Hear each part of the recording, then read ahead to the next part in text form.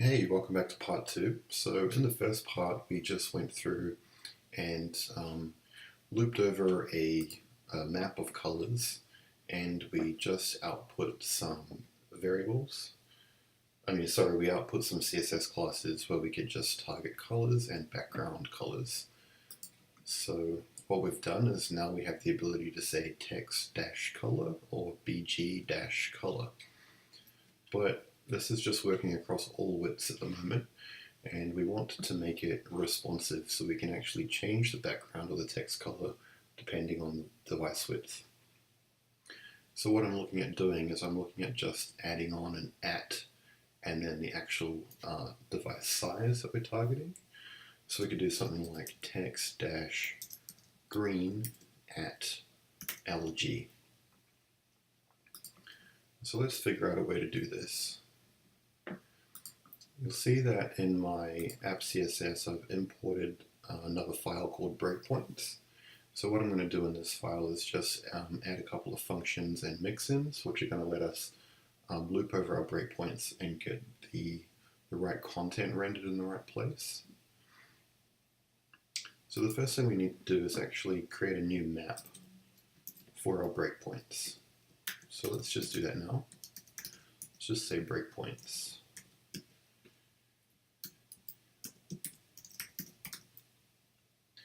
Now our breakpoints map is going to start at 0, and it's going to allow us just to do mobile first.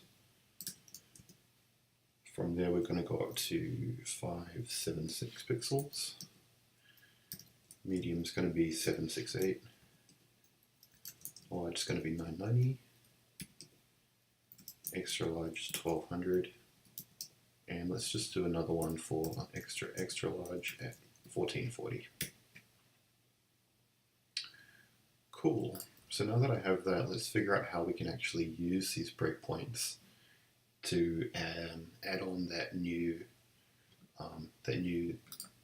suffix to our selectors. So if we go into our colors Sass file, you can see that we're just looping over the colors and we're just outputting the selector and the property. So I guess what we need to do first is we just need to loop over those breakpoints. So let's just add each loop just below and just figure out the different steps that we need to take to get this working. So we're going to loop over the breakpoint and the width. So that's going to be, the breakpoint is going to be like XS, small, medium, and the width is going to be the actual pixel value. We're going to loop over that breakpoints map that we have. Cool. Okay, so that's fine, but how do we actually use this? Well, we probably want to first, we want to have a mixin to add the right breakpoint. Oh, actually, sorry, to add the right media query. So a media query needs to be validated. So we need to check whether the current breakpoint from the map is not 0. So if it's not 0, then we actually need to create a media query. Otherwise, we just want to just spit out whatever our loop is giving us back. And we need a way to probably get the suffix we want to use. So some way to attach the suffix at size to our selector. Okay, so let's have a look at trying to get this mixin working where we can get our media query. So I'll just jump across into my breakpoints Sass file, and let's just write a mixin to get that media query. So let's just call it the breakpoint mixin. And we want to do it from the size up, so it's going to be a min width. So let's make it a mixin called breakpoint up. Great. Okay, so we need to think about what we want to take in as arguments to this mixin. So we probably want to take in the name of the breakpoint that we're currently in our loop outside. We probably also need to take in the entire breakpoints map, so we can just check that it is in fact like valid. So we'll just default that to breakpoints, our global variable. Cool, so we have this mixin here, and ultimately what we want to do is we just want to render out the content. But before we do that, we actually need to check, well, if this size is valid. So we want to do something like if, let's just call it minimum. So if minimum, then in here we want to add our media query. So let's just say at media min width of, well, we're passing through, we're going to get that back as the size. So we'll just do at minimum. Then inside here, we can render the content. So if we have a valid minimum size, then we want to make a media query, and then we just wanted to render out the content that we pass through our mixin right there. And otherwise, we can just render out the content just straight where it is. So let's figure out how we can actually check and get this minimum. So we're probably going to need to get some kind of function. So let's just store it here. It's a local variable called minimum. And minimum is going to be the result of a function. So we'll call our function breakpoint min. And breakpoint min is probably just going to take through the same thing, like the name and the breakpoints. So let's just say name and breakpoints. So let's set up that function. So add function breakpoint min.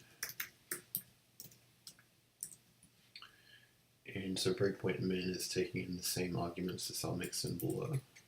So we'll just borrow that stuff. Cool. Now what we want to do is we want to do a map get on breakpoints at the position of the name and just get the value and just check whether that value is not 0. So what we can do here is we can just make another local variable called minimum. And this time this is going to be a map get. So let's just do map get. And map get takes in the map, so breakpoints, and then the key that we're going for, which is name. Cool, so we're doing the map get there, and it's going to give us back that minimum. So if we're at the medium size, then we're doing a map get on medium, and it's going to pass us back this value 768. So that's cool. So that means that if we do hit this excess, it's going to give us back 0. And in this case, we don't want to add on any suffix or any prefix or whatever we decide to go with. So what we can do is we can just check, well, we want to return a value. And the value we want to return is if the minimum is not equal to 0, then we want to return the minimum. Otherwise, let's just return null. So now we have access to that here. So it's either going to be null or it's going to be a pixel value. So that way we can check. So if we have a minimum, then we're going to get the minimum value, and we're going to make a media query with the min width is that minimum that's returned from our function. Otherwise, we're just going to render out that content. Cool, so that looks good so far. Let's just see if it actually works. So it's compiling down okay, but we're not using it at the moment. So if we go into our colors file, then let's try to get this working. So number one, we've got a mixin set up where it's going to do our media query. we've checked whether it's 0 or not, so we have the right media query applied, and we need to add some kind of suffix somehow, which we haven't done yet. So let's just make a little bit of room, and let's just use that media query. So let's include breakpoint up, and we're going to pass through the name. So the name where we're currently at is breakpoint, and then we're just going to pass it through those breakpoints. So breakpoint and breakpoint is going to be passed through to the mixin. It's going to decide where the content is going to be rendered, and it's going to render it out in the right place. So what we can do now is we can just copy this each loop into this mixin, and now we should have all of our media queries outputting this content. So let's give it a save and take a look. So if we go into app.css, you can see we have lots of colors, lots of background colors, and we do have our media query. So if I done a search for text blue, you'll see that we have text blue that's in the media query 990, 1200, 1400, and then we have one outside any media query at all, so this is going to be our 0 and up, our mobile first. But the problem is that we just have text dash blue in all media queries. So even though it's in the media query, we can't actually target that selector properly. So as I said before, we want to go for some kind of look like this at LG or at SM. So let's just jump back into our breakpoints and figure out how we can do this. It sounds like we probably need to have a global variable where we can store the current size, or maybe the current suffix that we need to use in our loop. Not sure. Let's have a closer look and see. So at the moment we're rendering out the abbreviation color, and we need to attach onto the very end of this that abbreviation. So what can we call that? Maybe let's call that like breakpoint suffix, because we're adding it to the end. So we need a way to be able to get this breakpoint suffix. So it needs to be a global variable because we're inside a whole bunch of different scopes here. So I could either add it to the variables file, or I could add it to the breakpoints file. I think it makes sense to add it to the breakpoints file because it is specific to that. So let's just add it at the very top of our breakpoints file, and let's just default it to null at the moment. So we'll make a little note for ourselves. Global variable for the suffix. And it's going to be like either at sm, at empty, at large, etc. Cool.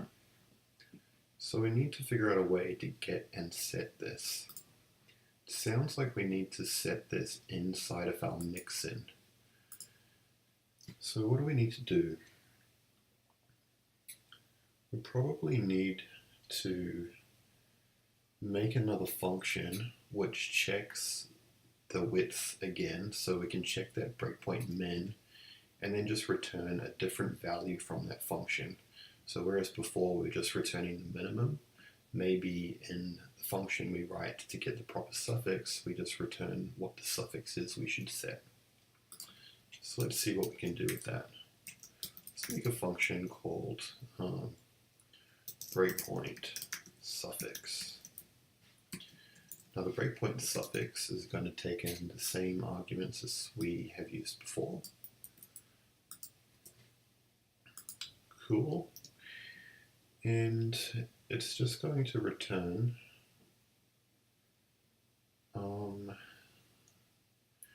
so we need to go up here, we need to check the breakpoint min. So we need to check if it's 0 or not, and then we can return something based on this function. So this function is going to call our breakpoint min function as well. So all we need to do then is just return the result of that function. So if we just say return, let's return if breakpoint min at the name comes back as null. See, so we're expecting that. So if it's at 0, then it's coming back as null. Then what we want to do is we just want to return an empty string. So that means nothing's going to be appended as a suffix. Otherwise, if we do actually have a value there, then we want to return the suffix. And so the suffix, as we know, is going to be like at and then the size. So we can just escape the at symbol so we can actually use it. And pass back the size, which we've actually called name here. Right, so I can just call this function now and store it into my breakpoint suffix. So let's just say breakpoint suffix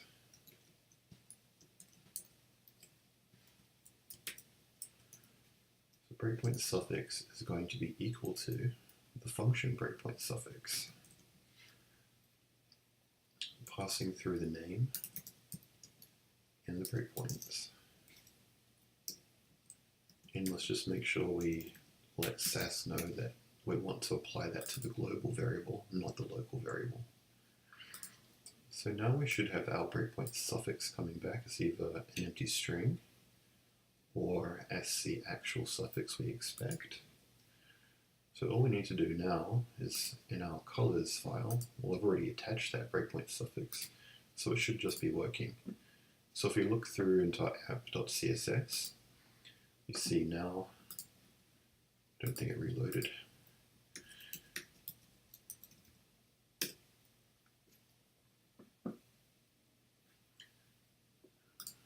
I just need to save it, I guess. There we go. Looks like it changed the window there. So if we look here now, and we do a search again for text-blue, you can see now that we have text-blue at XXL, at small, at medium, at large, at extra large. So let's just go ahead and take a look into our welcome blade. So we have a BG yellow at MD. Let's say we have a BG red at large, and text green at large. Say text green at MD. That's not working because we actually have it down here. So text green at MD. Great, that all seems to be working. So now if I just start resizing my window, you can see that the colors are changing depending on the breakpoint. So that's great. So in the next video, let's look at starting to add some padding and margin utility classes.